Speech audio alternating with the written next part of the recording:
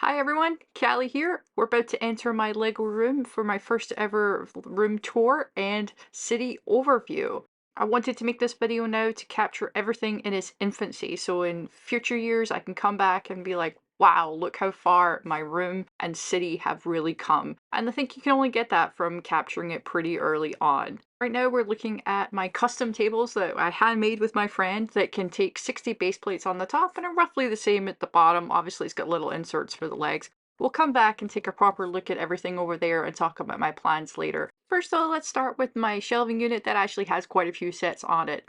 These three Harry Potter sets go perfectly together. They all have that Technic core, so their wings flap. I love Fox and how vibrant that set is, and of course Hedwig is adorable. The top corner for now is the haunted house. I want to millsplate it and have it in my city, but as it opens up, I haven't quite figured out how to execute that yet, so it's sitting up there with plenty of space. A couple of small vehicles are just hanging out in the white space right now. It's not going to be their permanent home, and that's sitting right next to my oversized Iron Man armory. I've got quite a few of the Iron Man minifigures. I would like to get pretty much all of them apart from Comic-Con exclusive ones that are just far too expensive for me to get. On the shelf below, next to the Nano Gauntlet, I do have some crocheted cats. My friend made these. They are of my cats and Captain America. They're hiding out in here because my cats think they're toys and I want to protect them. I have the Black Widow Comic-Con Taskmaster set next to it. I love this diorama and I even love the artwork so much that I've actually put it on the wall behind. I have the new Guardian ship next to it. It was a set that didn't get a lot of love, but I really enjoy putting it together and I like how it looks. And I do actually have the rocket ship that I need to build to complete that little trio from that movie.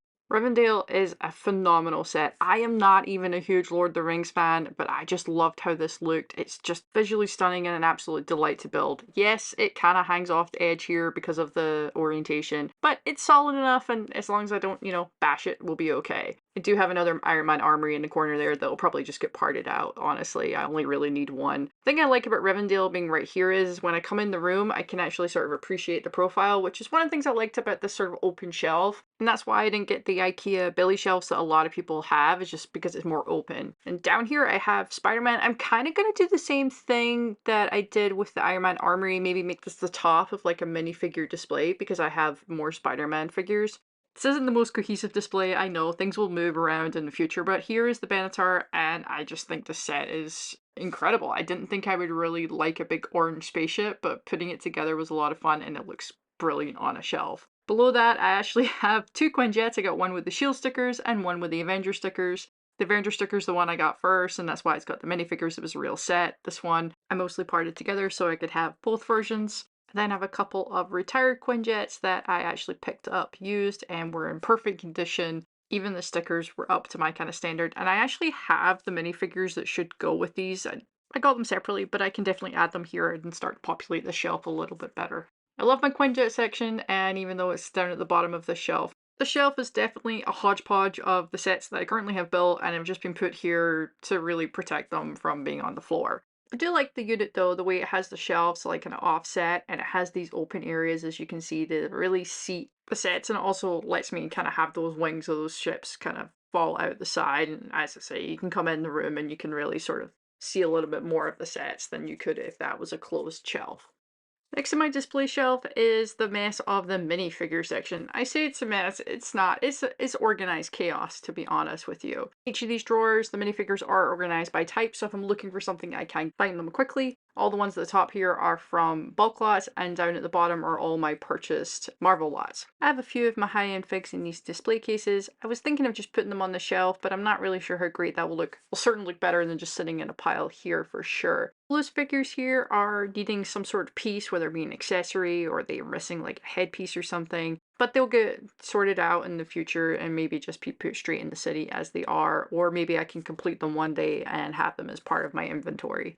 At the back of the room is my to build collection. I am not a Lego investor. These are not for selling later. All of these sets are things that I plan to build and put in the room. For example, here you can see there's two police stations. I picked these up on sale at the end of last year, and they're going to go together to build the courthouse mock. I'm going to talk about that a little bit later as well. A couple more big sets here that are right for the city. You've got the Sanctum Sanctorum, which will go in soon, and then of course the Jazz Club. I don't currently plan on modifying either of those and just putting them in the city as they are. I also have a couple of the medieval blacksmiths, which will go into this castle section, and I have the Ninjago City Gardens that's sitting there since Black Friday when it was on a great sale. I will be picking up the Ninjago City Markets at some point, but there's no rush. It just came out, and I don't have any of the older ones because I only started collecting Lego just over a year ago. So I missed out on some of that. And I have a copy of the Megalopolis City sitting there too.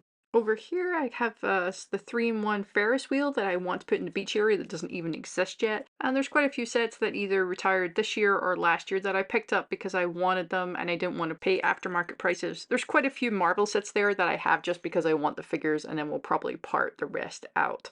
I have a couple of copies of some 3-in-1 sets, 2 of the Cozy House. I'm going to build the other Brick Artisan townhouse with that one. I also have 2 of the Noodle Shop that I'm going to put together and create my own MOC. That's my first one I'm going to try and actually do. And then I also have 2 of the Surfer Beach House. Again, it will be for down by the beach when I finally get down there. I've seen a few MOCs of that, but I might try something myself as well.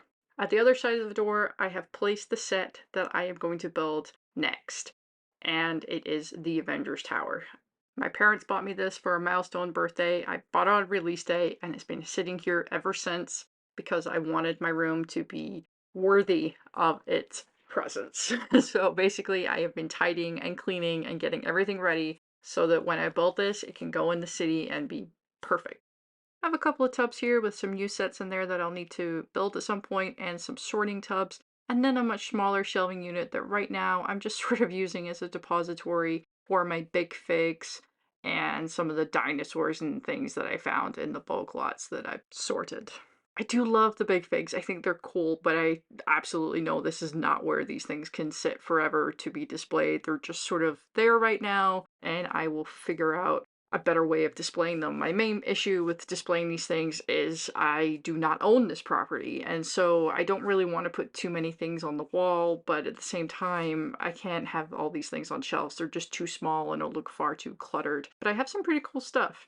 The upscale fig is sort of my mascot, and I found this in a bulk lot. It's a flashlight that you wind up, and he totally works. I love him and think he's really cool.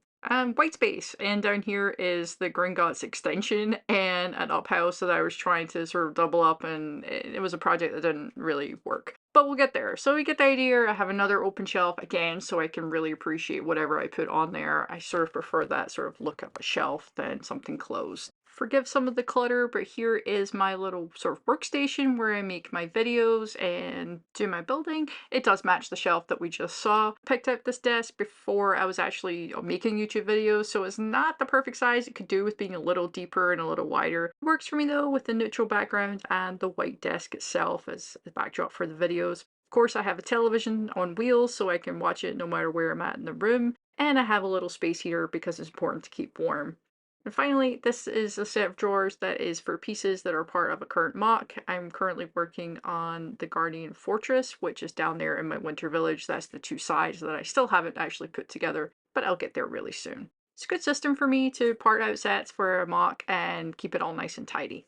Speaking of parts, putting together this part inventory was what I did for the entirety of January. It's the reason I didn't upload any videos, because watching a video about sorting parts isn't always the most interesting thing in the world. However, we all know a good part inventory is essential to making Lego life better. I had to keep buying more drawers and things to have ways to sort the parts in a way that was sensible. I even created for myself a little printed tile cheat sheet so that I can just look at this and be like, oh, I have that, and then I will be able to find it. Don't worry, I won't show you what's in every one of these drawers, but just give you an idea of like what I have here. I have the 2x3 plate, and then the 2x4 plate, and then the 2x6 and 2x8 plate, and etc, etc, so it goes up in size. For most of these bigger parts, I didn't sort them by color too. Like here's just arches. I'd love to sort that more. I just ran out of like tubs of things and ways to do that. Then up here, I've got some stuff that I got from the pad wall, like a nice big bag of masonry, brick,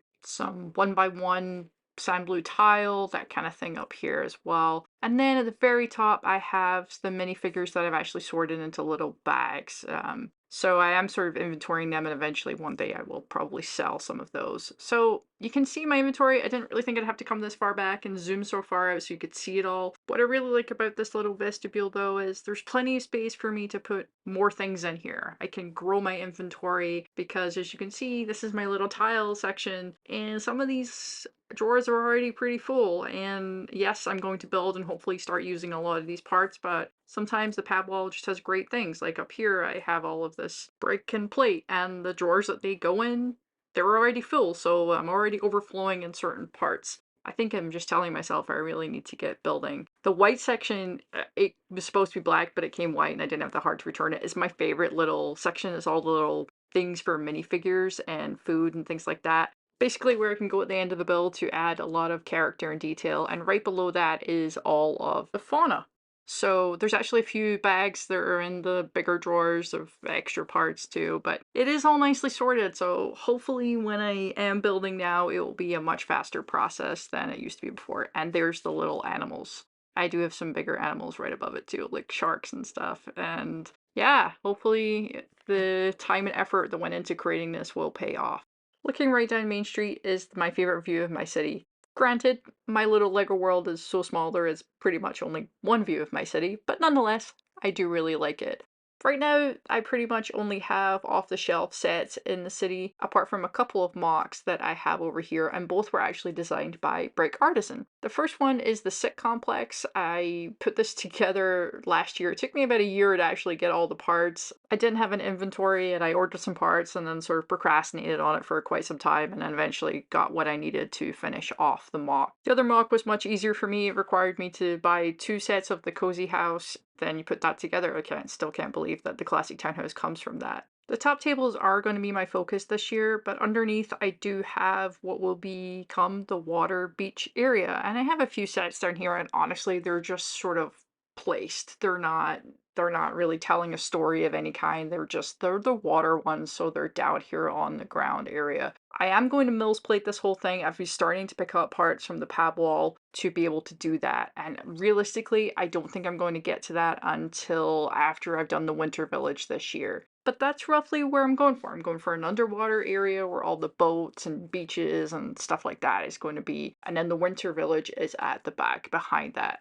So focusing back on the city, and I think the street looks exactly like most people's do when they begin, and that is picking up whatever was on the shelves from the modular line. I was really lucky that I started my city last year because the police station, the bookstore, and Assembly Square all retired. So if I was starting this right now, it would cost me a lot more money than I spent to build those few buildings. Next to Assembly Square right now, I have the Daily Bugle. That's great height to the city, but these are not the places where these buildings are going to stay. It's just literally right now to create a street. The forensics team is on the case because there's been crime in the Lego City. On the other side, we have the custom areas, as I mentioned before. So we've got, the Sit Complex and then the Classic Townhouse. And next to that, some minifigures have fallen over, but I tried to create the impression that it was under construction. So I have my little construction workers out there trying to show that something is coming in that area.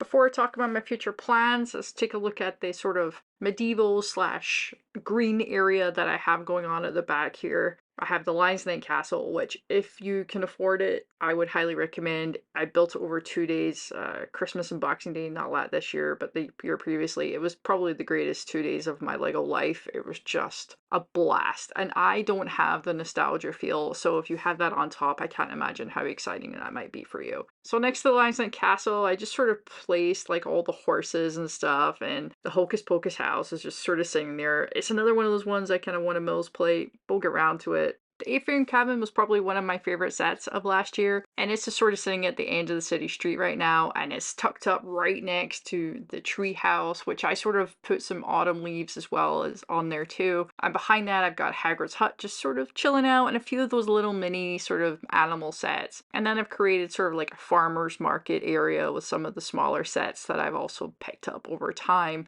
and some ATVs to kind of show people out and about. I haven't added any landscaping detail because I'm going to change all of this. Now, what is that yellow plate doing there? Where did it come from? Was it you? I bet it was you.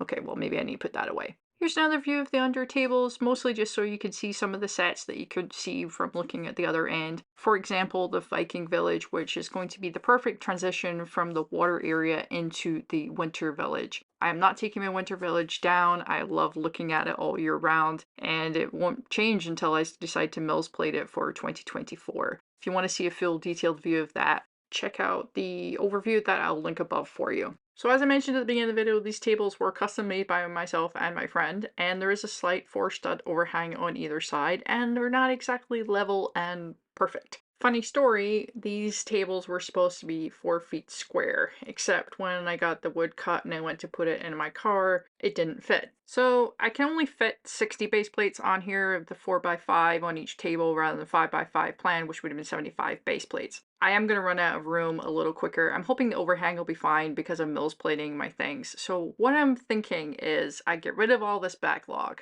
That shelving unit can come out, and then I can put another table kind of going that way. And on that surface of that table, I want to build up kind of a little mountain for the castle, and then at the bottom would be the winter village, and underneath I will have more space for the water and the beach. And I think that will help separate the buildings and all of this green area. So if I do it here, I'm going to roughly be 4 base plates, and that hopefully I can reach in the corner. It might be a little awkward, I might have to figure that out. But then the castle and all of these green parts won't be in the same sort of view as the city, which I just don't think when you look at it like this, it sort of makes sense.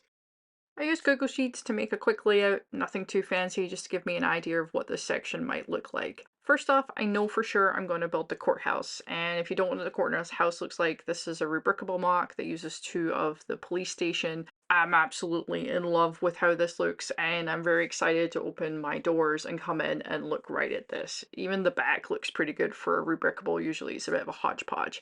So I think that'll look really good in that corner. Well, as the courthouse is going to be where the sit complex is right now, I'm probably going to move it to the other corner. I really like how it's a beautiful corner build. And then it would be like next to some of the smaller things. So it'd be more like the residential area, if you will, of the city. And then over here, I do need to look up the Natural History Museum, but it would go there and the jazz club could go here. Does it make sense they're across the street from each other? Probably not, and I'm going to have to mess around with that, but it'll start to fill it up. The fire station hospital are 2 mocks I'm going to have to make. I got a lot of firemen and I got a lot of hospital pieces, so I'm going to have to make something there that will work. And then I want to build Hogwarts University using the Hogwarts Castle. I do have a copy of it. It was in that backlog. You probably just couldn't see it for all the other boxes.